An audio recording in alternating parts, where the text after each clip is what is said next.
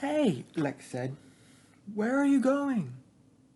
And we just turned and ran in the opposite direction from the Tyrannosaur, disappearing into the woods. The door to the Land Cruiser was hung open. The paneling was getting wet.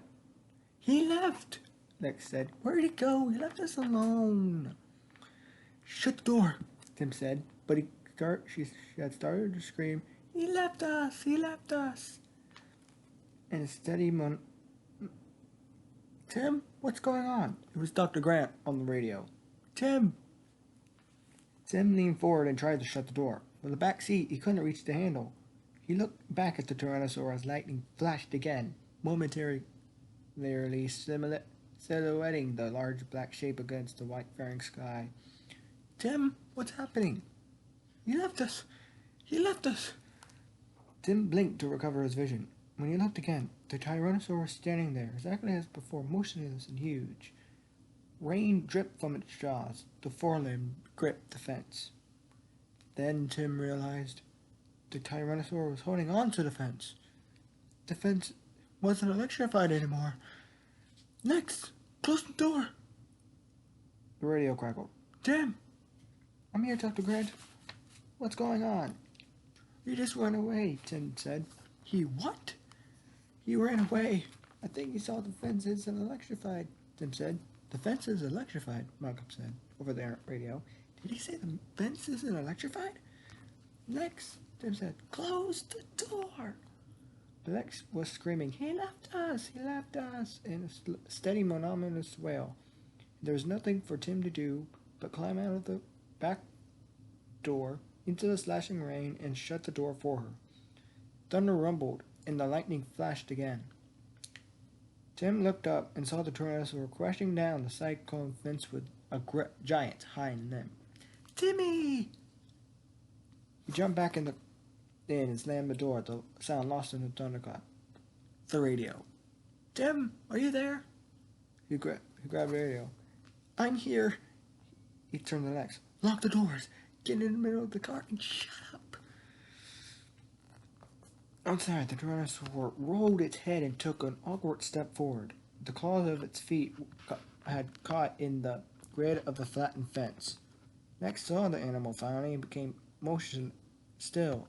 silent, still. She watched with wide eyes. Radio crackle. Tim, it's Dr. Grant. Stay in the car. Stay down. Be quiet. Don't move and don't make noise. Okay. You should be alright. I don't think you can open the car. Okay. You should be alright. You just stay quiet so you don't arouse his attention any more than necessary. Okay, Tim said. Tim clicked the radio off. Hear that, Lex? His sister nodded slowly. She never took her eyes off the dinosaur. The Tyrannosaur roared. In the glare of lightning, they saw it pull free of the fence and take a bounding step forward. Now it was standing between the two cars. Tim couldn't see Dr. Grant's car anymore because the huge body blocked his view. The rain ran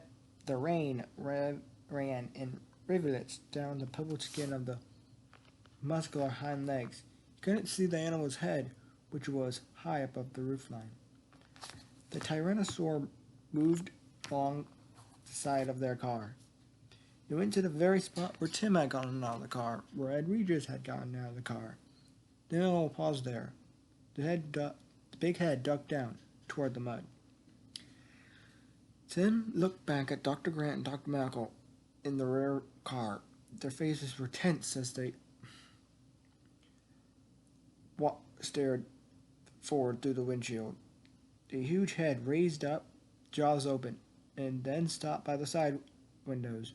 In the glare of lightning, they saw the beady, expressionless reptile eye moving in the socket. It was looking in the car. His sister's breath came in ragged, frightened gasps. He reached out and squeezed her arm, hoping she would stay quiet.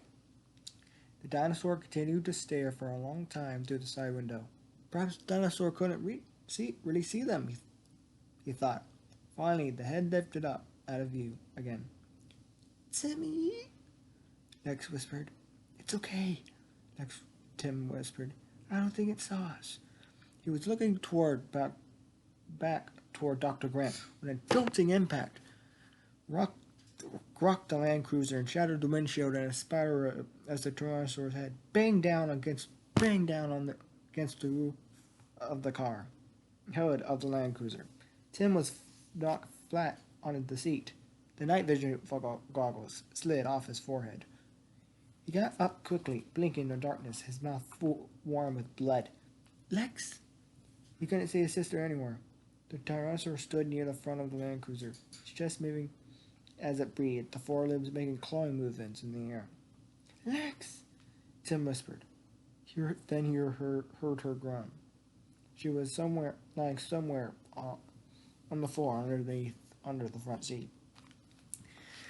Then the huge head came down, entirely blocking the shattered windshield. The Tyrannosaur banged again on the front hood of the Land Cruiser.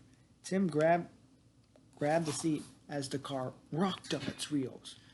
The Tyrannosaur banged down twice more, denting the middle. Then it moved along the side of the car. The big raised tail blocked his view out of all side windows. At the back, the animal snorted, a deep rumbling growl that blended with the thunder. It sank its jaws into the spare tire mounted on the back of the Land Cruiser and, in a single head shake, tore it away. The rear of the car was lifted up into the air for a moment, then thumped back down with a mighty splash. Tim, Dr. Grant said. Are you there, Tim? Are you there? Tim grabbed the radio. We're okay, he said. Then there was a shrill metallic scrape as claws raked the roof of the car. Tim's heart was pounding in his chest.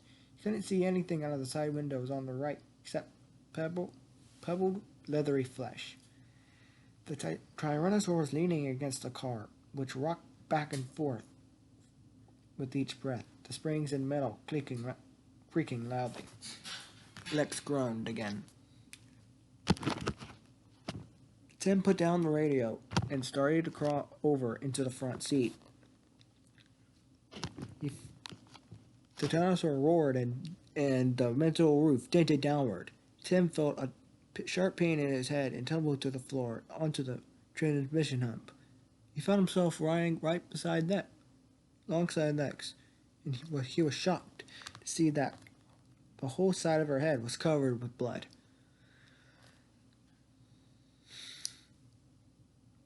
She looked unconscious. Tim felt a sudden chill, and then the head rushed forward toward. No. There was another jolting impact, and pieces of glass fell all around him. Tim felt rain. He looked up and saw the front windshield had broken out. There was just a jagged rim of glass, and beyond, the big head of the dinosaur, looking down at him. Tim felt a chill. Then the head rushed forward toward him, the jaws open. There was a squeal of metal against teeth, and he felt the hot, stinking breath of the animal, and a thick tongue stuck into the car through the windshield opening. The tongue slapped wetly against the side of the car. He felt the hot, lather dinosaur saliva, and the dinosaur roared, a deafening sound inside the car. The head pulled away abruptly. Tim scrambled up, avoiding the dent in the roof. There was still room to sit on the front seat by the passenger door. The Tyrannosaur stood in the rain near the front fender. It seemed confused by what happened to it. Blood dripped freely from its jaws. The Tyrannosaur looked at Tim, cocking its head to stare with one big eye. Tim's head, the head moved close to the car, sideways, and peered in. Blood splattered on the dented hood of the Land Cruiser, mixing with the rain. It couldn't get to me, Tim thought. It's too big. Then the head pulled away, and in the flare of lightning, he saw the hind leg lift up, and the world tilted crazily as the Land Cruiser was As the cruiser slammed over on its side, the, the window splattering in the mud. He saw Lex fall helplessly against the side window, and he fell beside her, banging his head. Tim felt dizzy. Then the Tyrannosaurus jaws clammed into the window frame, and the whole Land Cruiser was lifted up in the air and shaking. Timmy! Lex shrieked so near to his ear that it hurt. She was suddenly awake, and he grabbed her as the Tyrannosaur crashed the car down again. Tim felt a stabbing pain in his side, and his sister fell on top of him. Then the car went up again, tilting crazily. Lex shouted, "Timmy!" and he saw the door give away beneath her. She fell out of the car into the mud. But Tim couldn't answer because the next instant, everything swung crazily. He saw the trunks of the palm trees sliding downward past him, moving sideways through the air.